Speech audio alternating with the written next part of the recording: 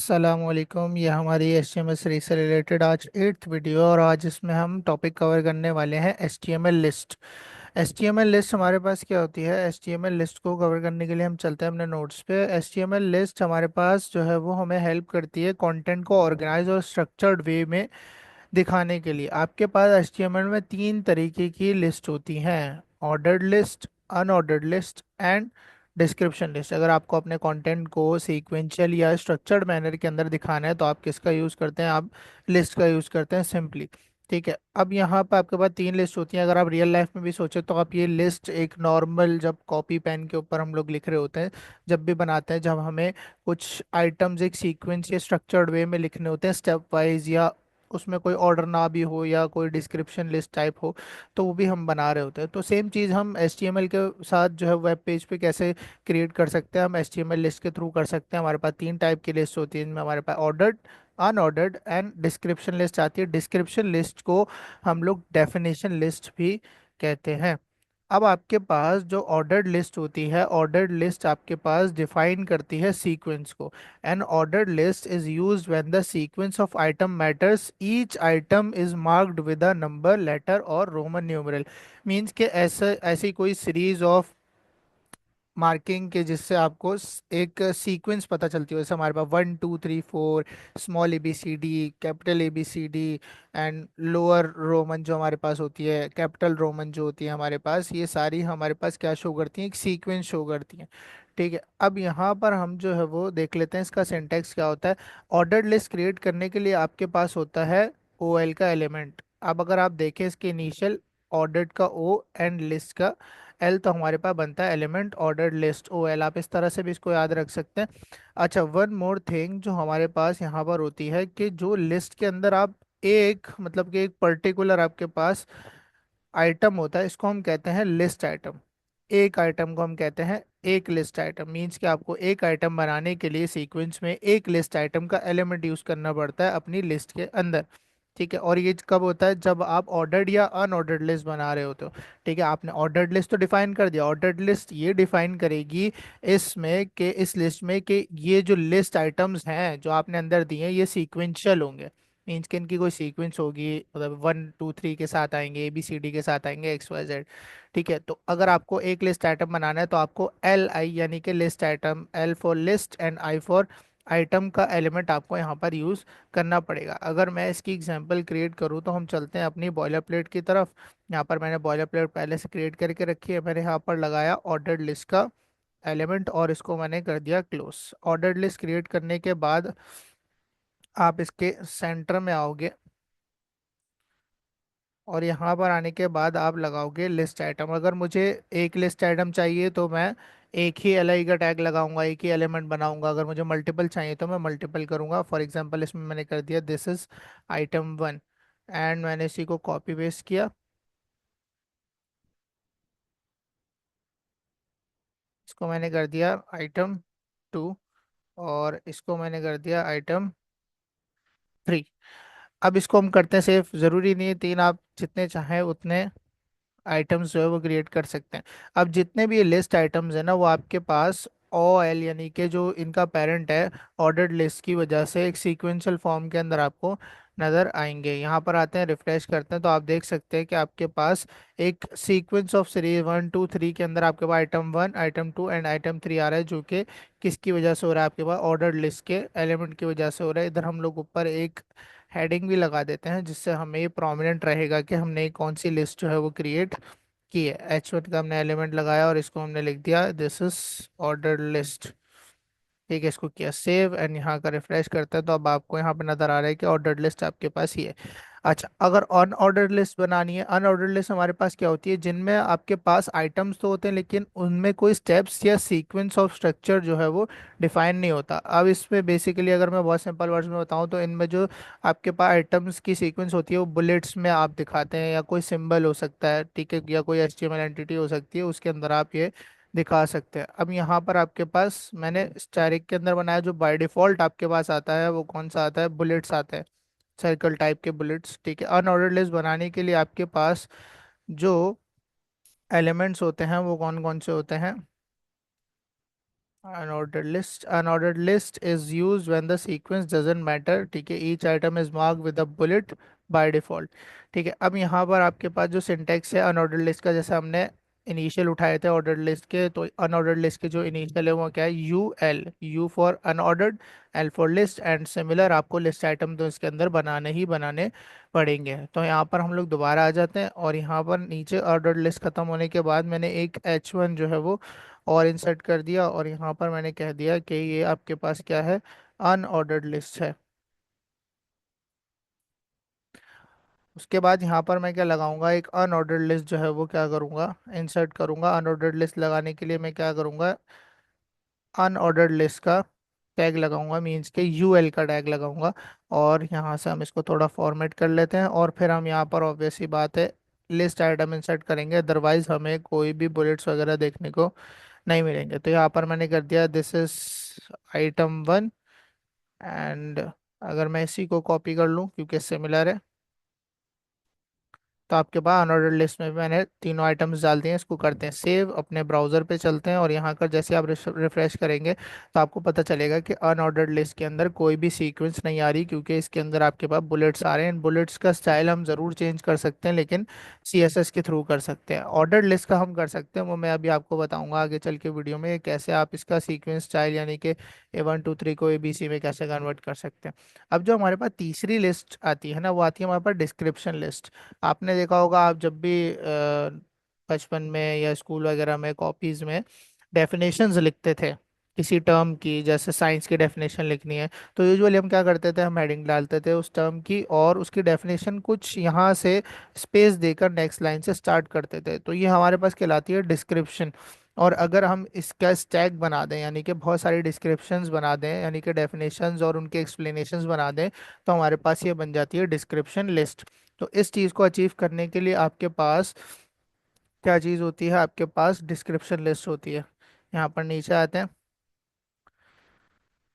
Definition list is use for terms and their descriptions, जो मैंने आपको बताया। अब इसके अंदर आपके पास तीन एलिमेंट्स होते हैं। अनऑर्डर्ड और ऑर्डर्ड के अंदर तो दो दो एलिमेंट्स होते हैं, इसके अंदर तीन होते हैं। सबसे पहले आपके पास आता है डीएल का टैग। डीएल आप समझ गए होंगे इनिशियल से, डिस्क्रिप्शन लिस्ट, या फिर हम इसको डेफिनेशन लिस्ट भी कहते हैं। उसके बाद अगर आप यहाँ पर गौर करें इसके सिंटेक्स में, तो इधर दो चीज़ें, एक तो आपके पास हेडिंग है यानी कि डिस्क्रिप्शन टर्म या डेफिनेशन टर्म जिसको हम कहते हैं, और दूसरा उसकी एक्सप्लेनेशन आएगी जिसको हम डेफिनेशन डिस्क्रिप्शन या डिस्क्रिप्शन डिटेल्स कहते हैं। तो इस चीज़ के लिए हमारे पास दो अलग पेयर के टैग्स आते हैं, जिनमें हमारे पास डिस्क्रिप्शन टर्म या डेफिनेशन टर्म के लिए हमारे पास डी टी आता है, डी फॉर डेफिनेशन और टी फॉर टर्म। इसी तरह हमारे पास डिस्क्रिप्शन लिखने के लिए डेफिनेशन की D for definition and D for description या डिस्क्रिप्शन डिटेल्स हम इसको कह सकते हैं। इसी तरह ये दो आप जब लगाओगे तो आपके पास एक डिस्क्रिप्शन लिस्ट बनेगी, मतलब कि एक डिस्क्रिप्शन लिस्ट का एक स्टैक बनेगा। एक टर्म की आपके पास टर्म आ जाएगी, डिस्प्ले हो जाएगी, और एक डिस्क्रिप्शन जो है वो डिस्प्ले हो जाएगी। सिमिलर आप इसको जितनी बार रिपीट करोगे उतनी आप डेफिनेशंस और उनकी डिस्क्रिप्शंस लिख सकते हो। तो यहाँ पर इसी चीज़ को अगर मैं इम्प्लीमेंट करूँ अपने नोट पैड पे, यहाँ पर हम क्या करते हैं, यहाँ पर एक H1 लगा लेते हैं, और इसमें लिख देते हैं हम डिस्क्रिप्शन और डेफिनेशन। इसके दोनों नाम वैलिड हैं, आप कुछ भी कह सकते हैं इसको, डिस्क्रिप्शन लिस्ट या डेफिनेशन लिस्ट। उसके बाद हमने यहाँ पर लगाया, आपको पता है सबसे पहला पेरेंट टैग कौन सा है, डीएल का टैग यानी कि डिस्क्रिप्शन लिस्ट का टैग है। उसके बाद आपके पास में जो टैग आता है वो कौन सा आता है, डी टी, हेडिंग डालने के लिए। जिस भी टर्म की या जिस भी आप टॉपिक की डिस्क्रिप्शन डिफाइन करेंगे उसकी हेडिंग डालने के लिए हम डी टी यानी डिस्क्रिप्शन टर्म या डेफिनेशन टर्म का हम वर्ड यूज़ करते हैं। फॉर एग्जांपल मैंने यहाँ लगा दिया साइंस, ठीक है, या फॉर एग्जांपल यहाँ मैं कर देता हूँ केमिस्ट्री। तो और उसके बाद केमिस्ट्री की डेफिनेशन लिखने के लिए यानी उसकी डिस्क्रिप्शन लिखने के लिए हम टैग यूज़ करते हैं डी डी का। कौन सा एलिमेंट यूज़ करते हैं हम, डी डी का। मैंने कहा this is a branch of science, for example, ठीक है।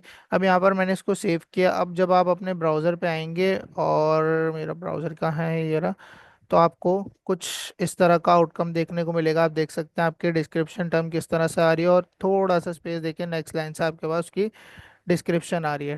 टर्म और डिस्क्रिप्शन ये आपके पास कहलाती है डिस्क्रिप्शन लिस्ट। अब इसी को अगर आप मल्टीपल टाइम्स कर दो तो आपके पास क्या हो जाएगी, डिस्क्रिप्शन लिस्ट बन जाएगी। इसी को हमने यहाँ पर एक और दफ़ा कॉपी पेस्ट किया, और कॉपी पेस्ट करने के बाद हम क्या कहेंगे भाई, आप जो है वो यहाँ पर कर दो कंप्यूटर, और यहाँ पे हम लिख देते हैं कंप्यूटर इज मशीन XYZ। ठीक है, इसको हमने सेव किया, और यहाँ पर आके हमने सेव किया और रिफ्रेश किया, तो हमारे पास देखें एक और टर्म और उसकी डिस्क्रिप्शन यहाँ पे ऐड हो चुकी है। जितने चाहें आप स्टैग बना सकते हैं, आपको हमेशा बस DT एंड DD का टैग जो है वो इसमें इंक्रीज करना होगा हर डिस्क्रिप्शन के लिए। आई होप आपको ये बात समझ आई होगी कि किस तरह से आप अनऑर्डर्ड लिस्ट और डिस्क्रिप्शन या डेफिनेशन लिस्ट क्रिएट कर सकते हैं।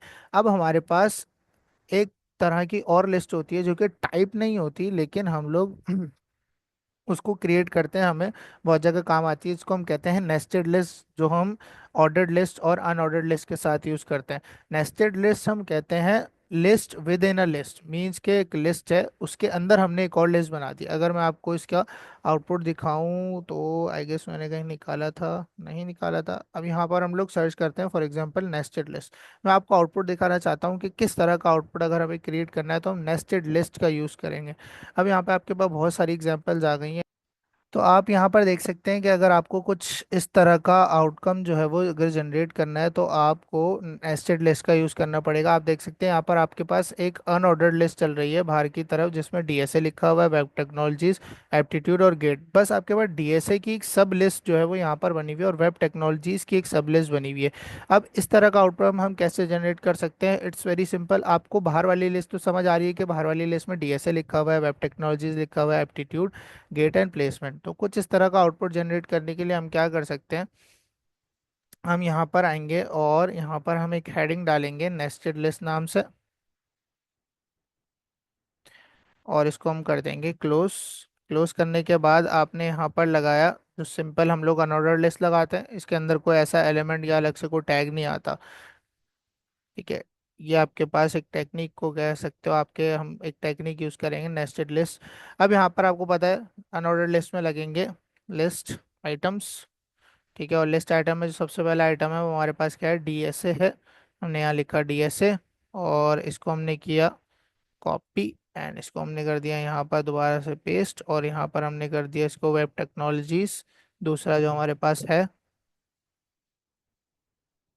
टेक्नोलॉजीज, और तीसरा जो हमारे पास है वो कौन सा है, वो हमारे पास है एप्टीट्यूड। हमारे पास है एप्टीट्यूड। और जो हमारे पास चौथा इसके अंदर लिस्ट आइटम है वो है हमारे पास गेट। अभी हम सब लिस्ट नहीं बना रहे, हम सिर्फ बाहर वाली जो है ना लिस्ट बना रहे हैं, जो कि हम बना सकते हैं इजीली। ठीक है, और यहाँ पर हम उसी को क्रिएट करके देख रहे हैं। यहाँ पर मैंने कर दिया इसको लास्ट वाले को प्लेसमेंट। प्लेसमेंट करने के बाद इसको किया मैंने सेव, और अपने ब्राउज़र पे आउटकम पे आके अगर मैं आपको दिखाऊं तो आपके पास एक सिंपल सी लिस्ट आ रही है। अब आप इसको इससे कंपेयर करेंगे तो आपके पास DSA आ रहा है, वेब टेक्नोलॉजीज भी आ रहा है, एप्टीट्यूड भी आ रहा है, गेट, लेकिन DSA और वेब टेक्नोलॉजीज की सब लिस्ट बनानी है। तो ये बहुत ईजी है। आप देख सकते हैं कि आपके पास जो अंदर वाली लिस्ट है वो भी एक अनऑर्डर्ड लिस्ट है, तो आपको ऑब्वियस सी बात है एक और अगर सब लिस्ट बनानी है तो अनऑर्डर्ड लिस्ट और लिस्ट आइटम्स को रिपीट करना होगा। लेकिन कैसे रिपीट करना होगा, जो आपके पास बाहर वाली अनऑर्डर्ड लिस्ट है ये वाली, इसके अंदर आपको लगाना होगा। अब फॉर एग्जांपल अगर DSA की सब लिस्ट बनानी है तो आपको DSA के लिस्ट आइटम के नीचे एक और अनऑर्डर्ड लिस्ट को इंसर्ट करना होगा। अगर आपको ऑर्डर्ड करनी है तो आप ऑर्डर्ड भी कर सकते हैं, अनऑर्डर्ड करनी है तो अनऑर्डर्ड भी आप कर सकते हैं। अब यहाँ पर मैं लगाऊंगा एक और लिस्ट आइटम, और यहाँ पर मैंने इसको कर दिया क्लोज। यहाँ पे क्लोज करने के बाद जो आपके पास DSA में अगला आइटम है वो है array link list check and queue. मैंने कहा एरे, और सिमिलर हम इसको रिपीट करेंगे लिंक लिस्ट। ठीक है, अभी मैं दो आइटम्स के साथ जा रहा हूँ, आप जो है इंक्रीज भी कर सकते हैं। अब DSA की तो सब लिस्ट हमने यहाँ इसके नीचे बना दिया, वेब टेक्नोलॉजीज की बनानी है तो इस चीज़ को हम क्या कर सकते हैं, यहाँ पर रिपीट कर सकते हैं वेब टेक्नोलॉजीज़ के लिए भी। वेब टेक्नोलॉजीज़ में मैंने कर दिया HTML and CSS for example. ठीक है, और यहाँ पर हमने इसको क्या सेव, हमने क्या किया कि हमने एक अनऑर्डर लिस्ट बनाई, उसका जो लिस्ट आइटम था DS है, उसके नीचे एक सब लिस्ट और बना दी इसी अनऑर्डर लिस्ट के अंदर। तो इसको हम कहते हैं नेस्टेड लिस्ट। जो हमने ये अंदर वाली एरे और लिंक लिस्ट वाली लिस्ट बनाई है, इसको हम कहेंगे नेस्टेड अनऑर्डर लिस्ट भी आप इसको कह सकते हैं, नेस्टेड लिस्ट भी। A list with in a list, इसको हम नेस्टेड लिस्ट कहते हैं, सिंपल। और यहाँ पर आके जैसे ही मैं आउटकम देखूंगा तो आप देख सकते हैं मेरे पास कुछ वैसा ही आउटकम मुझे यहाँ पर नज़र आ रहा है। तो इस तरह से आप नेस्टेड लिस्ट से जो है वो और अपना काम अचीव कर सकते हैं। अब अगर आपको एरे की भी सब लिस्ट बनानी है तो आप एरे के LI यानी कि लिस्ट आइटम के नीचे एक और अनऑर्डर्ड लिस्ट या ऑर्डर्ड लिस्ट जो भी आप क्रिएट करना चाहते हैं वो इंसर्ट कर सकते हैं। आई होप आपको ये जो लिस्ट का टॉपिक है वो समझ आया होगा। अगर आपको कोई भी जो है वो क्वेरी है या कोई कॉम्प्लेक्सिटी आपको इशू हो रही है तो आप कमेंट सेक्शन में मैसेज करके मुझसे पूछ सकते हैं, या मुझे डायरेक्ट इंस्टाग्राम पे जो है वो DM भी कर सकते हैं। मैं जो है वो लिंक डिस्क्रिप्शन के अंदर डाल दूंगा। अल्लाह हाफिज़, मिलते हैं नेक्स्ट वीडियो में। Till then keep watching.